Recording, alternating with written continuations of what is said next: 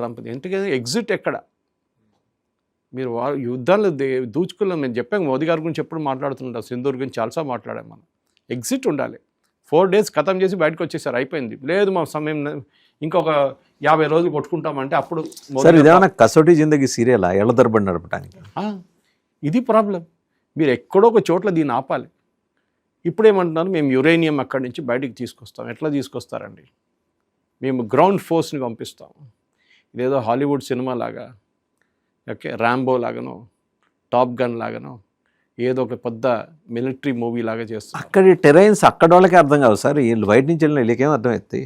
మీరు ఇస్ఫహాన్కి వెళ్తే అక్కడ ఉందంటున్నారు, 200 కిలోలు ఉందంటున్నారు. 200 కిలోల యురేనియం అక్కడ ఉందన్నారు. ఈ 200 కిలోల యురేనియం మీరు ఎట్లా తీసుకొస్తారు బయటికి? మేము స్పెషల్ ఫోర్సెస్ని వాడతామంటున్నారు. ఆ స్పెషల్ ఫోర్స్ కాదు, బుర్ర వాడాలి. లేదు, అక్కడ ఏదో పొట్లం కట్టి పెట్టారు కదా, మిర్చి బజ్జి పెట్టినట్లు కాదు కదా అది తీసుకెళ్ళడానికి. అక్కడ వాళ్ళు సేఫ్ అండ్ సెక్యూర్గా ఎక్కడో లోతులో పెట్టుంటారు. మీకు ఎంత ఇంటెలిజెన్స్ ఉన్నా కానీ దాన్ని బయట తీసుకొచ్చేదాకా వాళ్ళు అక్కడ నిలబడి తమాషా చూడరు. వాళ్ళు 2 మిసైల్ కొడతారు, వాళ్ళు నీ వైపే. లోపల ఉన్నవారు పోతారు, వాళ్ళు కూడా పోతారు, అందరు పోతారు ఒకటేసారి. వాళ్ళు రెడీగా ఉన్నారు, మేము పోయినా పర్లేదు అనే దాన్ని. నా కొండ మొత్తం కింద పడిపోతుంది ఆ ఎక్స్ప్లోజన్లో. What are you plan to achieve? ఇది ఒక ఎండ్ గేమ్.